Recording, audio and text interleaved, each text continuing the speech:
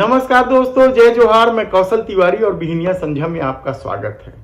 चुनाव आयोग ने भले ही 2024 में होने वाले लोकसभा चुनाव के लिए आचार संहिता जारी नहीं की है, लेकिन देश के तमाम राजनीतिक दलों ने अभी से ही अपने को चुनावी समर में झोंक दिया है। साम दाम दंड भेद के तहत छिड़ी इस जंग में क्या कुछ होगा, यह कहना इसलिए बेहद कठिन है क्योंकि एक तरफ भारतीय जनता पार्टी, राष्ट्रीय स्वयंसेवक संघ और मोदी सरकार ने अपनी पूरी ताकत राम मंदिर के आसरे चुनाव जीतने में लगा दिया।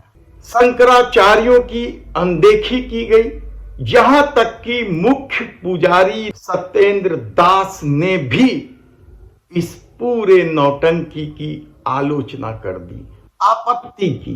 लेकिन मोदी भक्ति में लीन मीडिया ने उसे भी नहीं बताया कि आखिर मुख्य पुजारी ने आपत्ति किस बात पर। दरअसल प्राण प्रतिष्ठा के पहले विग्रह का आंखें नहीं खोली जाती, आंखें ढकी रहती है, लेकिन अति उत्साह में जब मामला इवेंट का हो तो फिर आस्था कहां रहती है। और शायद यही वजह है कि बहुत सारे लोग अब कहने लगे हैं कि मोदी सरकार ने तो संविधान का ध्यान रखा ही नहीं या रख नहीं पाए और न ही धर्म आस्था का भी ख्याल रखा।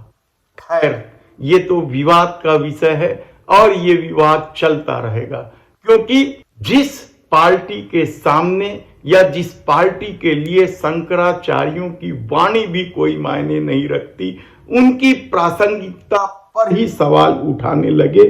उनके लिए क्या राम मंदिर और क्या आस्था, क्या धर्म, क्या अधर्म, क्या सच, क्या झूठ, वे तो हर हाल में 2024 जीतना चाहते हैं। इसलिए इस दौर में हर संवैधानिक संस्थानों को, लोकतंत्र के चौथे पाए माने जाने वाले मीडिया को सब कुछ अपने अनुकूल कर रखे हैं। तब सवाल ये है कि 2024 क्या मोदी सरकार के लिए इतना आसान हो गया है? वह जो दावा कर रही है कि 400 सीट आसानी से जीत जाएंगे, क्या वह जीत जाएगी?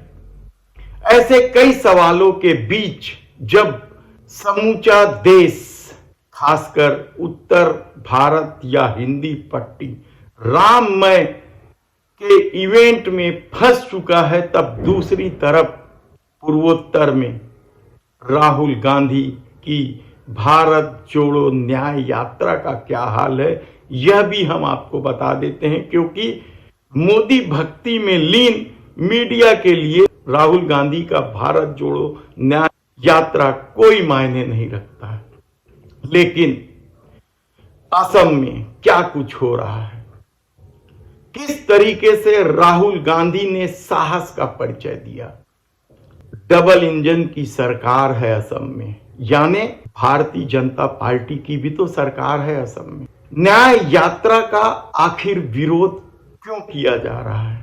प्रभु राम तो प्रेम के प्रतीक हैं, प्रभु राम तो मोहब्बत के प्रतीक हैं, प्रभु राम तो न्याय के प्रतीक हैं। तब मोहब्बत की दुकान सजाने के लिए निकाली जा रही न्याय यात्रा का विरोध क्यों किया जा रहा है? और भारतीय जनता पार्टी क्यों कर रही है? और राहुल गांधी किस तरीके से साहस दिखा रहे हैं? लोग पागल हैं, क्या बच्चे क्या बूढ़े, सब राहुल गांधी को देखने जा रहे हैं, उनसे मिल रहे हैं और ज्ञापन तक दे रहे हैं। राहुल गांधी सांसद बस तो है, लेकिन लोगों को क्यों है भरोसा? और कल तो तब अति हो गया जब राहुल गांधी की यात्रा को झंडा दिखाने, विरोध करने भाजपाई पहुंच गए। लेकिन राहुल गांधी ने अपनी मोहब्बत की दुकान को सजाए रखा। विरोध करने वालों को फ्लाइंग किस करते रहे, और जब विरोध करने वाले हल्ला मचाने लगे, नारेबाजी करने लगे, तो राहुल गांधी से रहा नहीं गया। वे साहस के साथ बस से उतर गए और उनके उतरते ही भाजपाई भाग गए। धक्का मुक्की भी हुई। राहुल गांधी ने ही बताया कि किस तरीके से असम में उनके यात्रा के जो पोस्टर लगे हैं वे फाड़े जा रहे हैं, जलाए जा रहे हैं, किस तरीके से विरोध किया जा रहा है। लेकिन ये मोहब्बत की दुकान बंद होने वाली नहीं। उनको दबा देंगे, जैसे यात्रा में कभी हमारा परमिशन काट देते हैं, कभी लोगों को आने नहीं देते हैं, कभी हमारे झंडे जला देते हैं, हमारी होर्डिंग्स गिरा देते हैं, मगर इनको बात समझ नहीं आ रही है। ये यात्रा राहुल गांधी की यात्रा नहीं है, ये यात्रा असम की जनता की आवाज की यात्रा है। चुनाव आएगा तो बीजेपी को कांग्रेस पार्टी भारी बहुमत से हराने जा रही है। हमारे जो कार्यकर्ता यहां आए हैं, मैं जानता हूं कि आपको धमकाया जाता है, डराया जाता है, मारा जाता है। आप हमारे बब्बर हो, आप किसी से नहीं डरते हो, आप हमारी विचारधारा के लिए लड़ते हो। दिल से आपका धन्यवाद करता हूं। इस पूरे घटनाक्रम को लेकर राष्ट्रीय अध्यक्ष मल्लिकार्जुन खड़गे ने भी कह दिया कि मेरी बिल्ली मुझसे ही म्याऊं। अच्छी चल रही है, ये देखकर बीजेपी के लोग घबरा गए हैं और बीजेपी के लोग घबराए हैं और हमको डराने की कोशिश अगर कोई करते हैं, हम कभी नहीं डरेंगे। ये कांग्रेस का वादा है। देश के लिए हमने खून बहाया, हमारे लोग जेल में गए, हमारे लोग फांसी पे गए। अरे हम ब्रिटिशर को नहीं डरे, क्या बीजेपी को डरेंगे? यानी कभी हेमंत बिस्वा शर्मा कांग्रेस के रहे हैं और इन दिनों वे राहुल गांधी की यात्रा के विरोध में विष वमन कर रहे हैं। लेकिन ना तो राहुल गांधी रुकने को तैयार है और ना ही कांग्रेस और दूसरे राजनीतिक इंडिया गठबंधन के सदस्य हैं, वे भी अब राहुल गांधी की तरफ देख रहे हैं। और राहुल गांधी ने जिस तरीके से कल विरोध प्रदर्शन कर रहे भाजपाइयों के बीच जा पहुंचे और भाजपाइयों को भागना पड़ा। यकीन मानिए कि यदि देश के प्रधानमंत्री नरेंद्र मोदी के साथ इस तरह की घटना होती तो वे किस तरीके से फपक फपक कर रो देते, तो कोई आश्चर्य नहीं।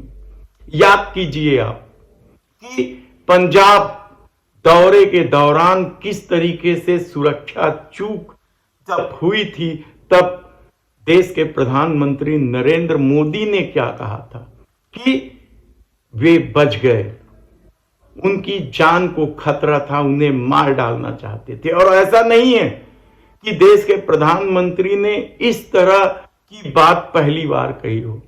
इससे पहले भी नोटबंदी के दौरान भी उन्होंने कहा था कि उन्हें लोग मार डालना चाहते हैं।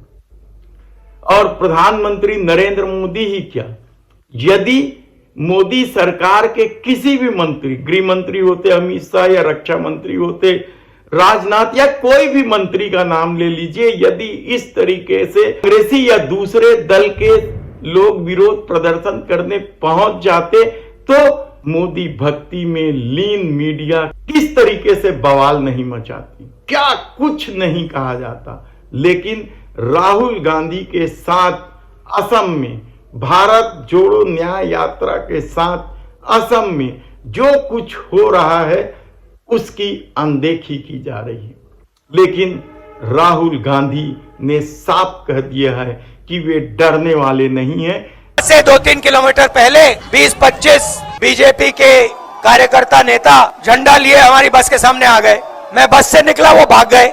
मतलब क्या समझ रखा है इन लोगों ने कि कांग्रेस पार्टी बीजेपी के कार्यकर्ताओं से, आरएसएस के कार्यकर्ताओं से डरती है क्या? ये कौन सा सपना देख रहे हैं? जितने हमारे पोस्टर फाड़ने फाड़ लो, जितने हमारे प्लेकार्ड्स फाड़ दो, कोई फर्क नहीं पड़ता हमें। हमारी विचारधारा की लड़ाई है, हम किसी से नहीं डरते हैं, ना नरेंद्र मोदी से डरते हैं, ना यहाँ के चीफ मिनिस्टर से डरते हैं। लेकिन देश अभी राममय है। भारतीय जनता पार्टी आरएसएस को लगता है कि उनकी झूठ और अफवाह की राजनीति और राम मंदिर यानी धर्म का खेल उन्हें 2024 जीतने से कोई नहीं रोक सकता। तब सवाल सिर्फ असम में विरोध प्रदर्शन का नहीं है। यकीन मानिए कि जिस तेवर के साथ राहुल गांधी बस से उतरकर अपना विरोध करने वाले भाजपाइयों के सामने जा डटे, उत्तर प्रदेश या हिंदी भाषी राज्यों में जब यह यात्रा पहुंचेगी तो क्या कुछ होगा, हम आपको बताते रहेंगे। धन्यवाद।